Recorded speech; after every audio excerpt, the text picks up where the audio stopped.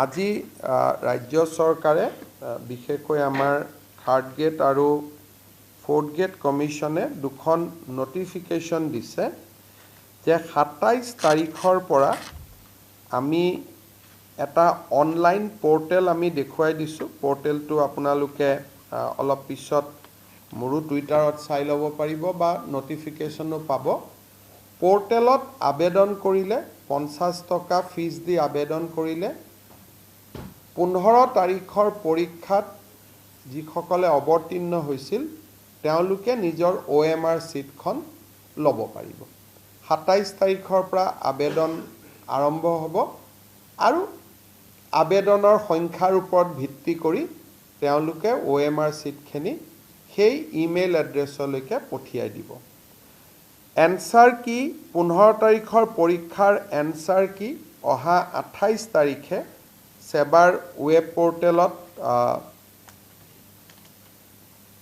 Host কৰা হ'ব www.site.sebaonline.org ইয়াতে হোষ্ট কৰা হ'ব আৰু এনচাৰ কি লৈ যদি কাবাৰ আপত্তি থাকে সেয়াও যদি সেবাক জনোৱা যায় সেবাই বিচাৰ বিবেচনা কৰিব।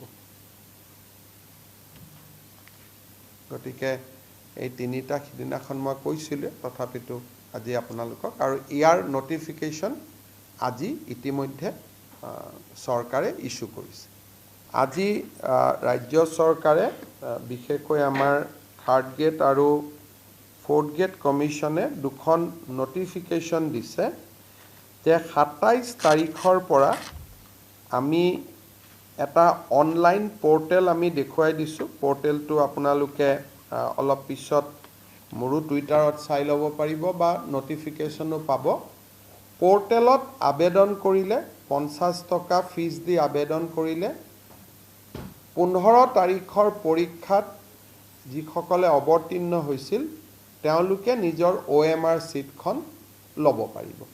২৭ তাৰিখৰ পৰা আবেদন আৰম্ভ হ'ব আৰু আবেদনৰ সংখ্যাৰ ওপৰত ভিত্তি কৰি তেওঁলোকে OMR ছিটখিনি সেই ইমেইল এড্ৰেছলৈকে পঠিয়াই দিব।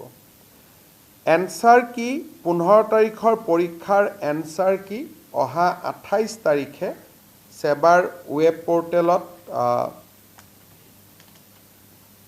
হোষ্ট কৰা হ'ব www.site.sebaonline.org ইয়াতে হোষ্ট কৰা হ'ব আৰু এনচাৰ কি লৈ যদি কাবাৰ আপত্তি থাকে সেয়াও যদি সেবাক জনোৱা যায় সেবাই বিচাৰ বিবেচনা কৰিব। গতিকে এই তিনিটা সিদিনাখন মই কৈছিলোঁ, তথাপিতো আজি আপোনালোকক আৰু ইয়াৰ নটিফিকেশ্যন আজি ইতিমধ্যে চৰকাৰে ইস্যু কৰিছে।